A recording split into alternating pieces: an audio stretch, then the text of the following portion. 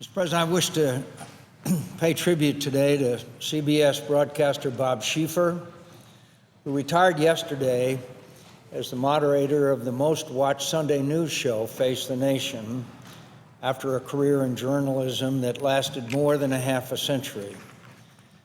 Bob reported from Dallas that terrible weekend President Kennedy was assassinated. At that time, he was with the Fort Worth Star-Telegram.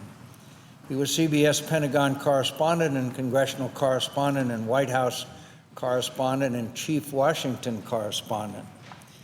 He anchored the CBS Evening News at a time of transition and turmoil at the network. And for 24 years, he has moderated Face the Nation, which has become more popular every year Bob ran the show. He tried to retire before several times. CBS begged him to stay.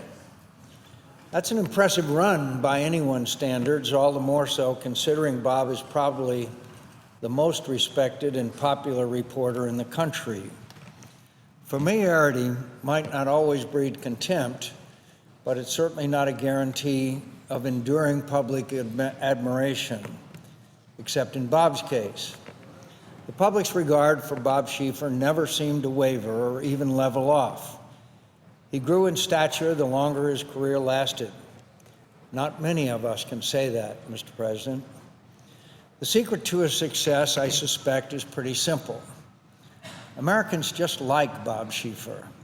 They like him a lot and trust him.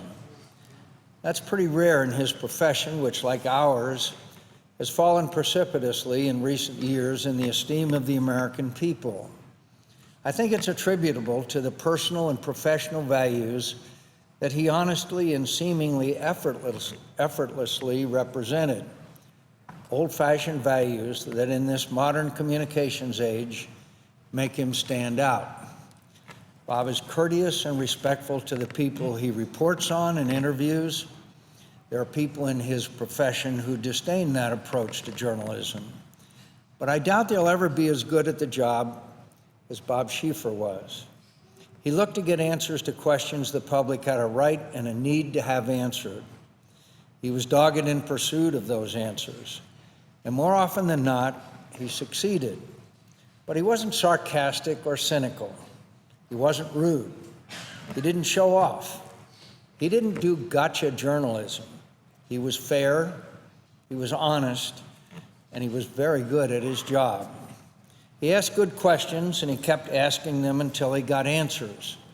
He was determined to get at the truth, not for the sake of one-upping you or embarrassing you, but because that was a journalist's responsibility in a free society.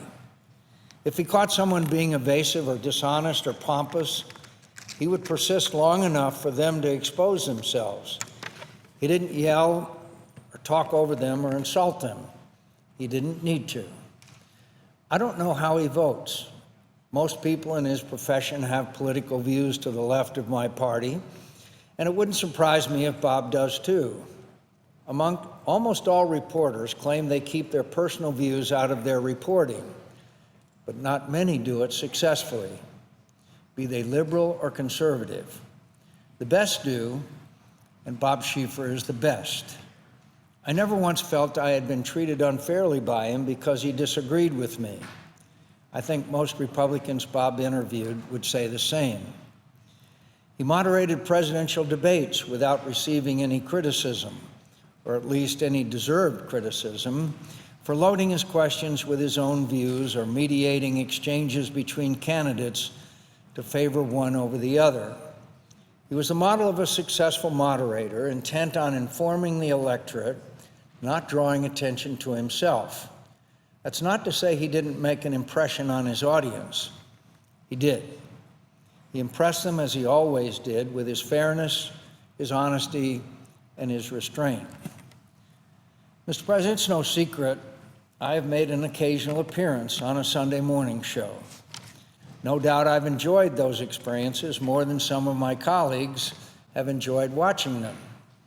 Some people might think I should take up golf or find something else to do with my Sunday mornings. I may have to now that Bob is retired. I've appeared on Face the Nation over 100 times. more than any other guest.